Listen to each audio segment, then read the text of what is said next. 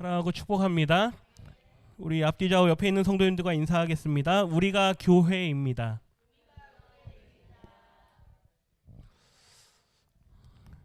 네, 우리가 교회입니다.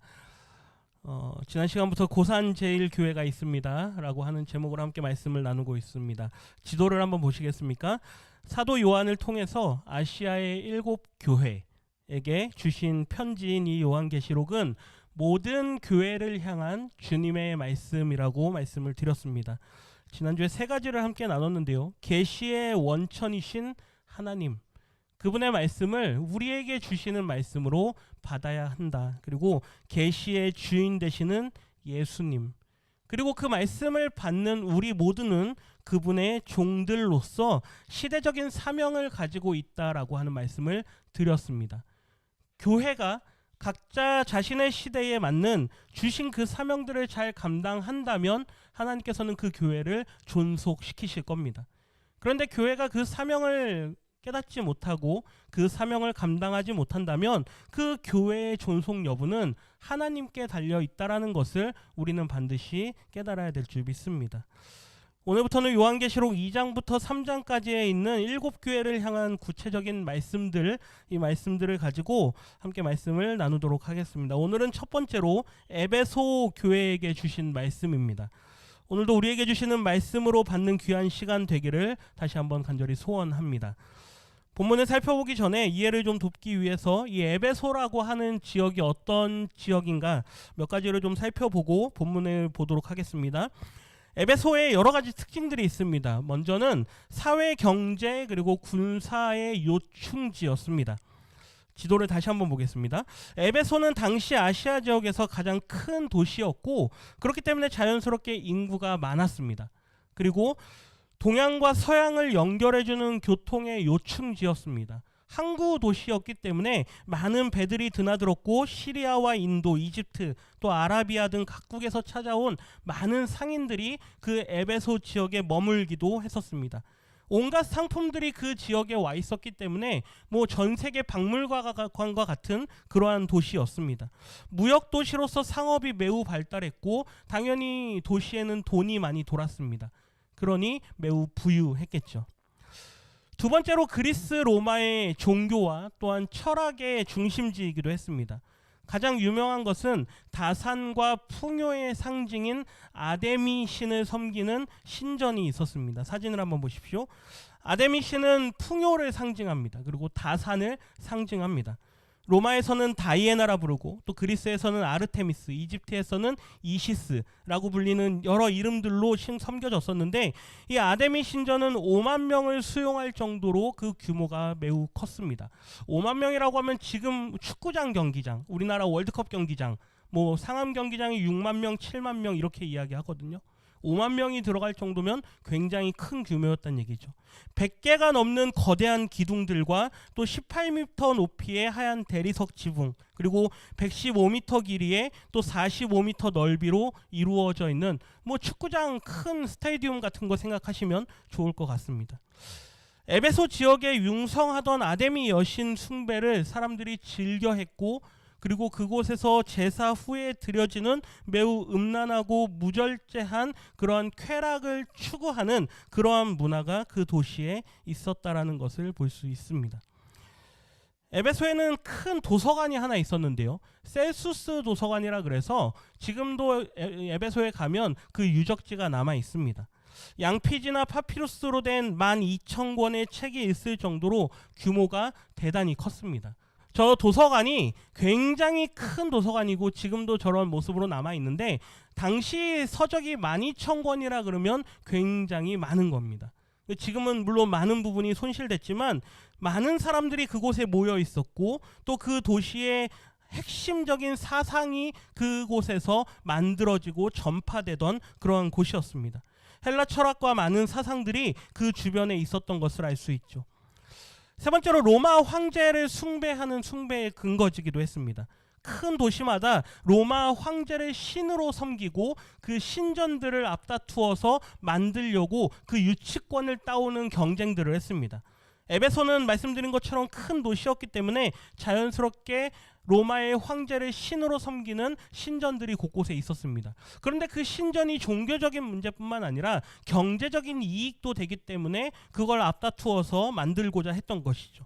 신전을 통해서 부수적인 경제 효과가 엄청났습니다. 성경에는 사도 바울이 이 에베소라고 하는 지역에 3년 동안 머물면서 복음을 전했던 것을 기록합니다. 약 한 51년경에 사도 바울이 이 에베소에 처음으로 방문하게 되고 2년 후에 다시 돌아와서 3년 동안 이곳에서 머물면서 복음을 전하고 많은 사람들에게 성경을 가르치고 말씀을 가르칩니다. 이러한 에베소라고 하는 지역에 세워진 교회를 향해서 예수님께서는 오늘 사도 요한을 통해 환상의 말씀들을 보여주시면서 에베소 교회에게 이렇게 하라라고 하는 말씀을 주시는 것을 오늘 요한계시록 2장 1절부터 함께 보도록 할 것입니다. 우리 한번 본문의 말씀을 보도록 하겠습니다. 에베소 교회에게 보내는 편지인데요. 예수님의 모습을 먼저 우리에게 보여줍니다. 사도 요한은 에베소 교회를 향해 말씀하신 예수님의 모습을 1절로 기록을 하고 있는데요. 우리 1절 말씀 같이 한번 읽어보겠습니다. 에베소 교회의 사자에게 편지하라. 오른손에 있는 7별을 붙잡고 7금 촛대 사이를 거니시는 이가 이르시되. 아멘.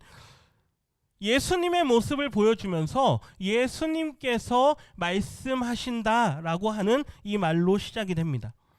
예수님은 말씀하시는 분이시죠.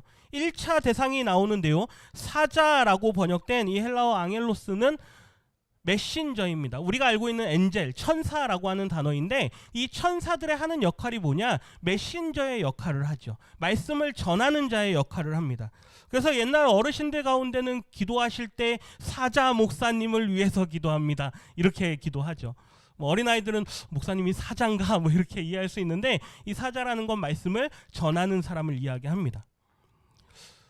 교회의 사자는 하나님의 메시지를 전달하는 교회의 지도자를 말하는 것이죠. 요즘에 한동안 뉴스에 계속 나오고 있는 게 한 이단 종교에 대한 이야기들을 계속합니다. JMS라고 하는 그 정명석을 교주로 하고 하는 그러한 이단의 문제들이 계속해서 공론화되고 있는데요. 문제가 무엇이냐? 결국 목사를 우상으로 삼았기 때문인 것이죠. 목사가 신이다. 목사가 하나님이다. 보혜사다. 성령님이다. 한 사람의 하나님의 말씀을 전하는 사람을 우상화한 결과가 그러한 이단들로 결국에 나오게 된다라고 하는 것이죠. 우리 목사님은 40일 금식을 몇 번 했습니다. 우리 목사님은 성경을 몇 천독 했습니다.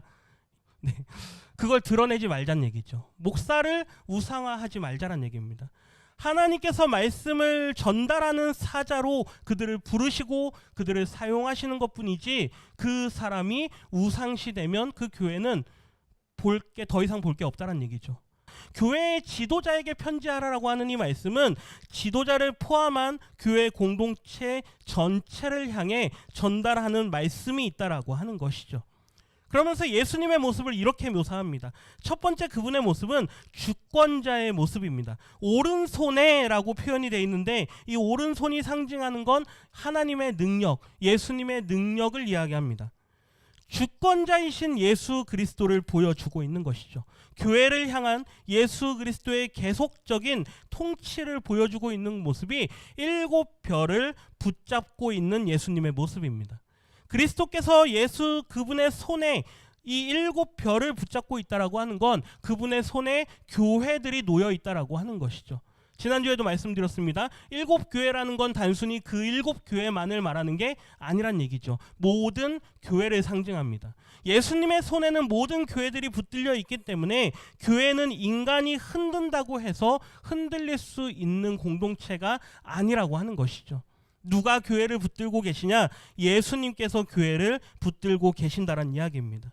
그렇기 때문에 교회는 돈이나 명예나 권력이나 어떤 그런 사람의 말로써 움직여지는 공동체가 아니다라는 것을 우리는 반드시 깨달아야만 할 줄 믿습니다. 교회의 머리가 누구시냐? 공동체의 대장이 누구시냐? 바로 예수님이 우리의 주인이시고 우리의 머리가 되신다라는 것이 바로 7별을 손에 들고 있는 예수님의 모습이 우리에게 보여주고 있는 하나님의 말씀이라고 하는 것입니다. 그분의 모습을 또 다른 모습으로 통치자의 모습으로 보여줍니다. 7별을 손에 쥐시고 7개의 금 촛대 10대 사이를 걸어 다니시는 모습이죠. 교회들 사이에서 다니시면서, 즉 교회와 함께 하시면서 이 교회를 통치하시고 다스리시는 열심이 있으신 분이신 것을 보여주고 있는 모습입니다. 그냥 계시는 게 아니라 그 모습을 걸어 다니는 모습으로 보여줍니다. 열심히 일하시고 열심히 움직이시는 분으로서 묘사하고 있다는 것이죠. 우리 주님은 지금도 살아서 일하시는 분이신 줄 믿습니다. 그분의 일하심을 경험하는 곳이 어디냐? 바로 교회이고, 그곳에서 주님을 경험한 성도들이 세상에 나가서 움직이는 것입니다. 그분을 경험한 자들만이 세상에서 성도로서 움직일 수 있다라고 하는 것이죠. 1절 모습을 통해서 우리가 알 수 있는 건 3가지입니다. 우리 같이 한번 읽어봅니다. 예수님은 말씀하시는 분입니다. 예수님은 교회의 주권자입니다. 예수님은 교회의 통치자입니다. 아멘이십니까? 이 예수님께서 말씀하신다, 그분의 말씀을 들으라라고 하는 것이죠. 예수님께서는 에베소 교회를 향해서 칭찬을 하시는데요. 그분의 칭찬이 2절과 3절에 잘 기록이 되어 있습니다. 먼저는 너의 행위와 너의 수고와 너의 인내를 안다라고 칭찬하십니다. 우리가 반드시 기억해야 될 것은 예수님의 칭찬의 근거는 그분께서 인지하고 계신 데 있다라는 것입니다. 그분께서 모르고 칭찬하지 않으신다는 얘기죠. 그 말은 예수님께서 우리의 하는 모든 일들과 우리의 모든 행위와 우리의 모든 말과 우리의 모든 수고를 다 보신다라고 하는 것입니다. 보지도 않고 칭찬하는 분이 아니란 얘기죠. 우리 2절 상반절 말씀 같이 한번 읽어봅니다. 내가 내 행위와 수고와 내 인내를 알고. 아멘. 여기 행위라고 하는 단어는 지난 수요일 날 함께 말씀을 나눴던 그 말씀과 연관이 있는데요. 한 율법 교사가 예수님에게 찾아옵니다. 그러면서 제가 무엇을 해야 영생을 얻을 수 있겠습니까? 예수님께서 이렇게 말씀을 하시는데요. 율법에 뭐라고 써 있느냐? 율법에는 하나님을 사랑하고 이웃을 사랑하라라고 말씀했습니다. 너의 말이 옳다. 바르게 믿었구나. 그렇다면 그 믿은 대로 행하라. 포이에오. 그대로 살아라 라고 말씀을 하십니다. 예수님께서 이들의 행위를 칭찬하신다라는 건 에베소 교회가 하나님을 믿는 믿음, 예수 그리스도에 대한 믿음이 온전했을 뿐만 아니라 그 믿음을 따라 사는 삶을 살아왔다라고 하는 것이죠. 그걸 주님께서 아신다라고 하는 것입니다. 저를 한번 따라해 주시겠습니까? 믿음은 역사합니다. 한 번 더 하겠습니다. 믿음은 행함과 함께합니다. 믿음은 믿음 그 자체로만 서지 않습니다. 나에게 믿음이 있다라고 말하지만 그 믿음을 볼 수 있는 방법은 무엇이냐? 결국 우리의 성도된 삶의 모습이라고 하는 것이죠. 우리의 삶의 모습이 어떻게 나타나느냐? 그것에 따라서 그의 믿음이 보여진다라고 하는 것입니다. 말만 앞서는 사람은 성도라고 불려질 수가 없습니다. 그냥 종교인이죠. 성경을 많이 아는 사람이죠. 두 번째 그들을 향해서 칭찬하는 건 그들의 수고입니다. 수고는 문자적으로 단순히 육체적인 피로만을 말하는 게 아니라 아주 기진맥진할 정도로 완전히 다 태워버린, 자기의 모든 에너지를 다 써버릴 정도로, 피를 흘릴 정도로 심각한 힘을 쏟은 상태, 더 이상 내 몸에 하나의 힘도 남아있지 않는 상태를 이야기할 때 이 단어를 사용합니다. 에베소 교회가 성장하기까지 성도들의 수고와 그들의 숨은 봉사가 얼마나 많았는지 이 단어에서 나타나고 있는 것이죠. 그렇기 때문에 우리가 알아야 할 것은 믿음은 반드시 역사, 즉 행함과 함께하고 수고는 반드시 사랑과 함께한다라는 것을 우리는 알아야만 할 것입니다. 수고는 사랑이 없이는 절대 나올 수가 없기 때문이죠. 세 번째로 그들을 칭찬하는 건 그들의 인내입니다. 인내는 이 수고와 함께 자주 연결돼서 사용되는데요. 그 결말은 언제나 소망이라고 하는 것을 향합니다. 성경에 보면 사도 바울이 아주 애착을 가졌던 교회가 한 교회 나옵니다. 데살로니가 교회라는 곳인데요. 이 데살로니가 교회는 요즘 우리말로 하면 초신자들만 모여있는 교회입니다.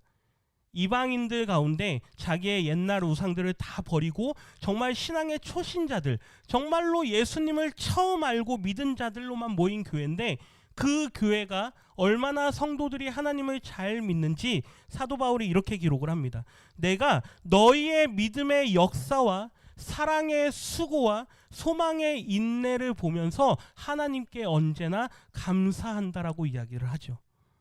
인내는 하나님의 말씀과 예수 그리스도에 대한 증거로 초래된 믿음의 실천과 현실적인 수고, 다시 말하면 핍박에 대한 그리스도인들의 신앙적인 태도와 함께 한다라고 하는 것입니다. 고난과 함께 한다라는 것이죠. 무엇이요? 인내라고 하는 것이. 인내는 절대로 평안할 때 생기지 않습니다. 모든 것이 다 좋을 때 인내가 나올 수 있습니까? 없습니다. 인내는 반드시 고난이나 환난이나 핍박이나 어려움이 있을 때 인내가 나오게 되는 것이죠. 인내하지 못하는 이유는 고난 그 너머에 있는 소망을 바라보지 못하기 때문입니다. 지금 원망하는 이유는 이것 이후에 있을 영광을 바라보지 못하기 때문이죠. 그러니 지금 당장 내가 경험하는 어려움과 환난과 고난이 있을 때 인내하지 못하는 사람들은 언제나 불평하고 원망하고 믿음의 자리를 떠나버리고 맙니다. 오늘 우리에게 이 에베소 교회의 신앙의 모습을 보여주면서 너희가 잘한 것이 있다. 너희가 믿음의 행함이 있었구나. 너희가 사랑의 수고가 있었구나. 그리고 너희가 소망을 가지고 인내함을 가졌구나라고 하는 이 말씀을 주시는 이유는 오늘 과연 나는 이 행함이 있는가? 믿음의 행함이 있는가? 그 다음에 믿음의 사랑의 수고가 있는가? 소망의 인내가 있는가? 이걸 우리 스스로에게 한번 적용해 보라라고 말씀하고 계신다라는 것이죠. 인내가 무너지면 교회도 무너지는 줄 믿습니다. 아멘이십니까? 이게 굉장히 무서운 말씀입니다. 성도들의 인내가 무너지면 결국 교회도 무너지게 됩니다. 한번 여기 상상을 해보십시오. 우리 여기 계신 모든 성도님들이 아주 큰 환난과 시험을 당했다라고 한번 생각을 해보십시오. 처음에는 다 견딜 겁니다. 그러다 그 고난의 시간이 점점 길어지면 어떻게 될까요? 한 사람 한 사람 결국 믿음을 버리고 떠나가 버리게 됩니다. 그러면 이 교회는 존재하지 못하게 되는 거죠. 공동체는 무너지고 맙니다. 그렇기 때문에 교회가 남겨지고 교회가 유지되고 교회가 그 사명을 끝까지 감당하기 위해선 반드시 성도들의 인내가 있어야만 한다라고 하는 것이죠. 이 에베소 교회는 인내가 있었던 교회입니다. 성경에는 인내의 유익을 여러 가지로 말씀합니다. 인내는 연단과 또한 소망을 이루게 합니다. 나중에 말씀들을 한번 찾아서 읽어보십시오. 인내는 약속을 받게 합니다. 인내는 성도를 온전하게 합니다. 인내는 자비와 긍휼의 복을 받게 합니다. 이것 외에도 인내에 관한 말씀들이 얼마나 많은 줄 모릅니다. 다시 한번 성도님들에게 부탁드리는 건 이 마지막 때가 가까워 옴을 볼수록 반드시 이 인내라고 하는 이 시험을 끝까지 넘어서실 수 있기를 주님의 이름으로 부탁드립니다. 행함과 믿음의 역사와 사랑의 수고와 소망의 인내, 이것을 예수님께서 칭찬하시는 것이죠. 두 번째 그들을 칭찬하시는 것이 있는데요. 우리 2절 중반절 말씀 읽어봅니다. 또 악한 자들을 용납하지 아니한 것과, 아멘. 에베소 교회가 잘한 것이 뭐냐? 악한 자들, 외부로부터 들어온 악한 자들을 용납하지 않았다라는 것이죠. 외부로부터 들어온 악한 자들이 뭘까요? 당시 많은 이방 문화들, 앞서 소개해드린 그런 아주 부유하고 그 다음에 많은 이방의 문화들이 들어와 있었기 때문에 그러한 것들이 교회 공동체 안에 많이 침투해 들어왔었습니다. 그런데 그런 것들을 용납하지 않고 다 막아냈다라는 얘기죠. 믿음으로, 말씀으로 자신들의 진리를 보호했다라는 것입니다. 그것뿐만 아니라 많은 이단들이 들어왔습니다. 한동안 우리 한국교회 안에 얼마나 많은 신천지라고 하는 이단 때문에 교회들이 무너지고 교회들이 힘들어하고 이러한 시간들이 많았습니까? 결국에는 지금 시간이 지나서 많은 교회들이 다시 자리를 잡아가고 있지만 교회들이 흔들리는 이유가 뭐냐? 그러한 이단들이 외부로부터 악한 것들이 들어올 때 이러한 것들을 분별해내지 못하고 가려내지 못하기 때문인 것이죠. 바라기는 우리 교회는 진리 위에 바로 선 교회가 되기를 간절히 소망합니다. 외부로부터 세상적인 가치관을 가지고 세속적인 기준을 가지고 교회로 들어오는 사람들이 있습니다. 제가 작년부터 올해까지 정말 재밌는 이야기를 많이 들었습니다. 제가 사진으로 비교해 드렸으면 더 좋을 것 같은데요. 우리 고산동 여기 빼뻘 딱 초입에 들어서실 때 한번 횡단보도를 건너실 일이 있으시면 건너시다 말고 가운데 딱 한번 서 보십시오. 그러다가 이쪽을 한번 보시고 이쪽을 한번 보십시오. 양쪽이 완전히 다릅니다. 많은 사람들이 저에게 저쪽으로 교회를 옮기라라는 이야기를 합니다. 그거는 세상적인 기준입니다. 이 지역에 성도가 있고 이 지역에 사람이 있고 복음을 받아야 될 사람들이 있다면 이곳에 교회가 있어야 되는 것이죠. 저쪽에는 저쪽에 복음을 전해야 될 사람들이 있다면 저쪽에는 교회들이 생길 것입니다. 아멘이십니까? 세상적인 기준으로 교회를 흔듭니다. 그렇게 해야 교회가 더 커지고 그렇게 해야 교회가 더 부흥되고 그렇게 해야 교회가 더 성장한다. 그거는 하나님의 뜻이 아닙니다. 우리에게 말씀하시는 말씀은 이 지역에 죽어가는 자들, 이 지역의 믿음의 공동체를 세우라라고 하는 것이죠. 이걸 사명으로 받은 자들이 이 지역에 있는 것입니다. 그 교회가 어느 교회입니까? 고산제일교회입니다. 에베소 교회를 향해서 말씀하시는 건 외부로부터 그러한 세속적인, 세상적인, 이방적인 이단과 같은 그러한 공격들이 들어올 때 그거를 지켜낼 수 있느냐 없느냐. 그런데 너희들은 그걸 지켜냈구나. 너희들은 그걸 가려냈구나. 잘하였다라고 칭찬을 하시는 것이죠. 2절 하반절 말씀 같이 한번 읽어보겠습니다. 자칭 사도라 하되 아닌 자들을 시험하여 그의 거짓된 것을 내가 드러낸 것과. 아멘. 자칭하여서 사도라고 하는 자들이 들어왔습니다. 에베소 교회 안에. 사도 바울이 에베소 교회를 떠날 때 내가 떠나고 나면 이리와 같은 자들이 올 것이다. 너희들에게 거짓된 걸 가르치는 자들이 올 것이다. 그러나 너희들은 깨어서 교회를 지켜라. 정말로 그 일이 일어났습니다. 많은 사람들이 와가지고 바울이 전한 복음을 회방하고 바울이 전한 거 다 잘못된 거다. 너희들은 율법을 지켜야 된다. 거짓된 것들을 다시 가르칩니다. 그런데 에베소 교회는 사도 바울의 말씀과 같이 그 진리, 3년 반 동안 자기들이 배웠던 그 진리의 말씀을 늘 지키고 믿음을 유지하는데 애를 써왔던 교회라고 하는 것이죠. 마지막 네 번째로 너희의 게으르지 아니함을 안다라고 말씀합니다. 우리 3절 말씀 같이 읽습니다. 또 내가 참고 내 이름을 위하여 견디고 게으르지 아니한 것을 아노라. 아멘. 마지막으로 에베소 교회를 향한 칭찬은 그들이 모든 일에 부지런하였다라고 하는 것이죠. 게으르지 않았다라는 것입니다. 이만하면 됐지, 이 정도 성장하면 됐지. 실제로 에베소 교회는 많이 부흥하였습니다. 이 정도 성장했고 이 정도 교회가 커졌으면 됐지, 여기에 머물러 있지 않고 더 열심히 내 이름을 위하여 견디고 부지런하게 믿음을 지켜왔다라고 하는 것이죠. 우리 성도님들 가운데 내가 이만큼 했으면 됐지라고 생각하시는 분 계십니까? 내가 한평생 교회에서 신앙생활하면서 이만큼 사역하고 이만큼 봉사했으면 됐지라고 말씀하시는 분 계십니까?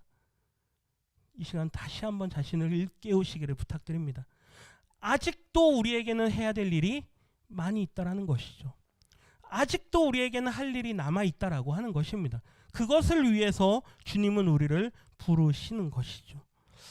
과연 주님께서는 우리의 어떤 점을 칭찬하시겠습니까? 수고와 인내와 그들의 순결함과 그들의 분별력과 그들의 게으르지 아니하고 부지런하였던 이 모든 것들을 주님께서는 칭찬하고 계십니다. 그러나 칭찬으로만 끝나지 않는데요. 4절과 5절 말씀에 보면 그들을 향한 책망과 경고의 말씀을 하십니다. 그런데 이 책망과 경고는 그냥 하는, 그들이 믿거나 그들이 싫어서 하는 말이 아닙니다. 그들을 사랑하기 때문에 마치 의사와 같이 당신을 진단하겠습니다. 그리고 그 진단한 대로 정확한 처방을 내리겠습니다. 그리고 만일 내가 내려준 그 처방대로 하지 않는다면 당신은 더 위험한 상태가 될 것입니다라는 경고의 말씀까지 주시는 그 말씀을 우리가 함께 보게 됩니다. 우리 4절 말씀 같이 한번 읽어보겠습니다. 에베소 교회를 향한 주님의 책망인데요. 같이 읽습니다. 그러나 너를 책망할 것이 있나니 너의 처음 사랑을 버렸느니라. 아멘. 예수님께서 의사가 되셔서 에베소 교회를 진단해 보니 그들에게 병이 하나 생겼다라는 것이죠. 진리와의 싸움이 아주 치열했습니다. 날카롭고 예리하게 진리를 막아서고 하는 그 모든 가정들 가운데 그들이 병에 들렸는데 어떤 병에 들렸냐? 처음 가졌던 그 첫사랑을 잃어버렸다라고 하는 것이죠. 어느 순간 그들의 마음 가운데 냉랭함이 생겼다라고 하는 것입니다.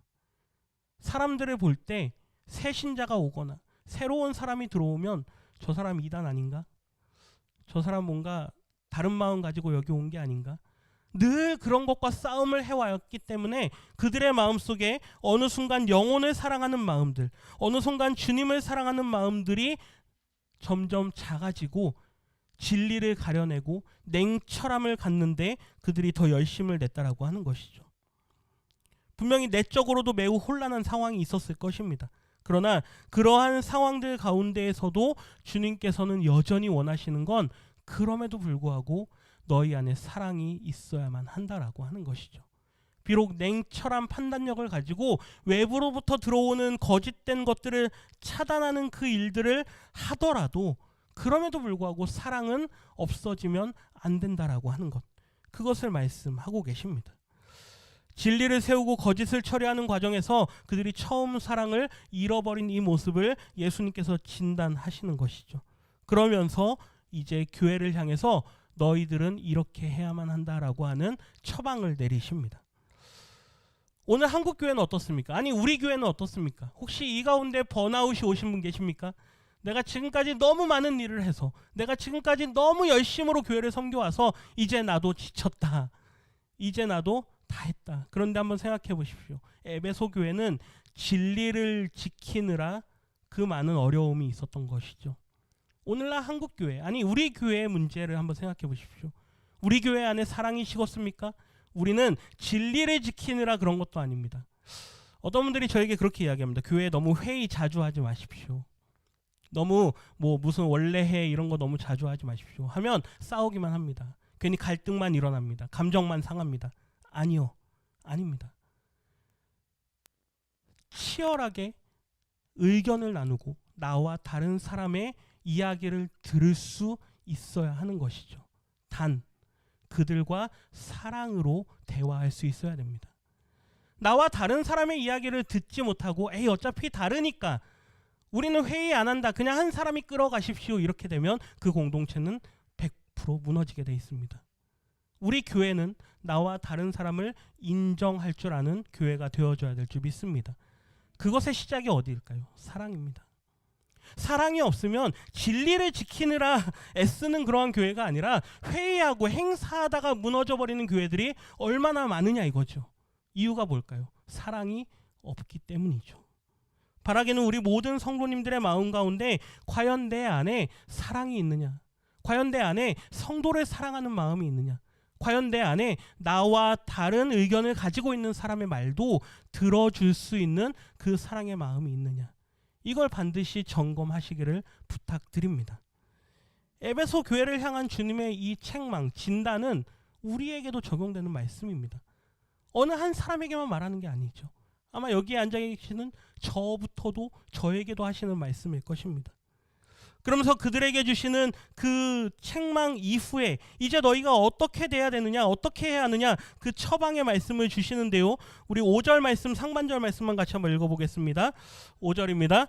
그러므로 어디서 떨어졌는지를 생각하고 회개하여 처음 행위를 가지라. 아멘. 너희가 어디서 떨어졌는지를 기억하라. 어느 시점부터 너희 안에 냉철함으로 인해서 그 사랑이 식어졌는지를 반드시 되짚어봐라. 너희 안에 첫사랑이 있지 않았느냐? 너희 안에 감격이 있지 않았느냐? 예배에 뜨거움이 있지 않았느냐? 교회에 나왔을 때 기쁘게 봉사하고 수고하고 섬기는 일이 그 마음이 있지 않았느냐? 그런데 이제는 그러한 마음들이 다 사라져버린 교회를 향한 주님의 말씀입니다. 어디서부터 떨어졌는지 생각하라.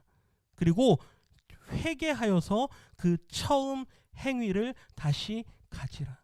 에베소 교회는 칭찬받는 교회였습니다. 믿음의 역사, 사랑의 수고, 소망의 인내로 칭찬받는 교회였는데 어느 순간 그들 안에 있었던 그 모든 믿음의 행위들이 사라져버리고 만 것이죠.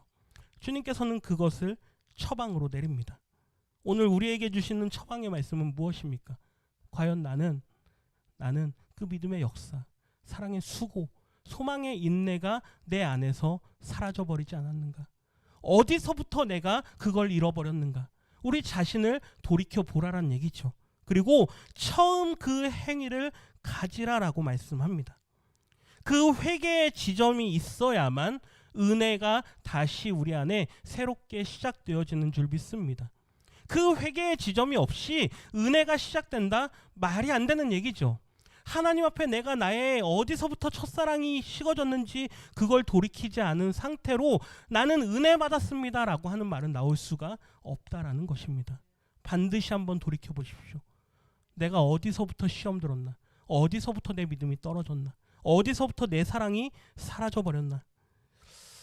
에베소 교회를 향한 그러한 처방을 주시고 나서 그럼에도 불구하고 너희가 그 말씀을 따르지 않으면 너희들이 이렇게 될 것이다 라는 경고의 말씀을 주십니다. 우리 5절 하반절 말씀 같이 했습니다. 만일 그리하지 아니하고 회개하지 아니하면 내가 내게 가서 내 촛대를 그 자리에서 옮기리라. 아멘. 에베소 교회를 향해서 책망만 하지 않으시고 해결책도 함께 주시죠. 그럼에도 불구하고 그 해결책을 주셨음에도 불구하고 회개하지 않으면 손에 7뼈를 가지신 주권을 가지시고 통치하시는 그분께서 그 촛대를 어떻게 하겠다? 옮겨버리겠다. 이 말은 너희 교회 공동체를 없애버리겠다는 얘기입니다. 너희 공동체는 더 이상 존재할 이유가 없구나. 회개하지 않고 그 첫 믿음, 그 첫 믿음의 행함과 그 모든 수고와 그 모든 인내를 잃어버린 너희 교회여. 너희들은 더 이상 존재할 이유가 없다. 이거는 무서운 말씀입니다. 그 무서운 경고의 말씀 앞에 그냥 그런가 보다. 그냥 그런가 보다. 아무런 두렵고 떨림이 없이 그냥 흘려 지나가는 말씀으로 들려진다면 우리 안에 심각한 병이 들려 있다라고 하는 것을 그대로 보여주고 있는 것이죠. 바라기는 지금 사순절 기간, 기도하는 기간입니다. 이 기간을 유익의 시간으로 잡으십시오. 그래서 어느 날 하루라도, 아니 하루라도 단 1시간이라도 하나님 앞에 나와서 진실되게 한번 물어보십시오. 하나님, 제가 어디서부터 떨어졌습니까? 제가 어디서부터 회개의 그 시작을 잡아야 되겠습니까? 주님께서 반드시 말씀해 주실 줄 믿습니다. 그렇게 말씀을 듣고 그 말씀을 따라 회개함으로 자신의 행위를 돌이키는 자들을 향해서 약속의 말씀을 주십니다. 우리 7절 말씀 읽겠습니다. 귀 있는 자는 성령이 교회들에게 하시는 말씀을 들을지어다. 이기는 그에게는 내가 하나님의 낙원에 있는 생명나무의 열매를 주어 먹게 하리라. 아멘. 제가 말씀을 읽다가 지난 수요일 말씀하고 이 말씀이 너무 많이 겹쳐지는 부분이 있어서 좀 새롭게 깨닫는 은혜들이 있었는데요. 우리의 믿음의 행함과 구원이라고 하는 것은 반드시 연결점이 있다라고 하는 것입니다. 믿음을 보기 위해선 반드시 우리의 삶의 모습이 보여져야만 한다라는 것이죠. 반대로 나는 행위를 드러냈으니 나는 믿음이 있다라고 말할 수는 없습니다. 믿음이 없이도 행함은 얼마든지 드러낼 수 있습니다. 그러나 믿음이 있는 사람은 반드시 행함이 나타나게 돼 있습니다. 그런데 그러한 믿음의 행함을 보이는 자들에게는 구원이라는 게 약속돼 있죠. 예수님의 말씀도 그렇습니다. 포이에오, 그대로 살아라. 그러면 살리라. 그런데 오늘 이 말씀에서도 그렇게 회개하고 성령의 말씀을 듣고 끝까지 믿음을 지켜서 믿음의 역사를 이루고 사랑의 수고를 가지고 소망의 인내를 가지는 그들에게는 낙원에 있는 생명나무의 열매를 먹게 하겠다. 구원을 주시겠다는 얘기죠. 우리의 믿음을 끝까지 지키라란 얘기입니다. 그 믿음이 우리의 삶의 모습으로, 교회의 모습으로 나타나게 하라라고 하는 것이죠. 우리에겐 약속되어 있습니다. 이기는 자들에게는. 신천지의 이만희가 이기는 자가 아니고요. 우리 모든 믿음의 성도들이 이기는 자인 줄 믿습니다. 이기는 자에게는 반드시 생명나무의 열매를 먹게 하시겠다. 오늘 에베소 교회를 향해서 주님께서 말씀하십니다. 이 마지막 때에 너희는 에베소 교회와 같이 믿음의 수고도 있었고 행함도 있었고 사랑의 섬김도 있지 않았느냐, 소망의 인내도 있지 않았느냐. 그런데 지금은 왜 그렇게 냉랭해졌느냐.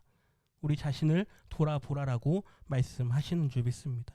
아시아에는 대표적인 7교회가 있었던 것처럼 이 고산동 이 지역에는 고산제일교회가 있습니다. 이 지역에 우리 교회가 해야 될 일이 있기 때문에 오늘도 우리에게 사명을 주시고 그 사명을 이룰 수 있는 힘과 능력과 은혜를 베풀어 주시는 줄 믿습니다. 이 한 주간 그 사명을 따라서 맡겨주신 일들을 끝까지 인내하며 감당하시는 우리 모든 성도님들 되시기를 주님의 이름으로 축원합니다. 기도합니다. 하나님 감사합니다. 에베소 교회가 가졌던 그들의 첫 사랑과 열심과 또한 인내함이 있었던 것을 주님께서 기억하시는 줄 믿습니다.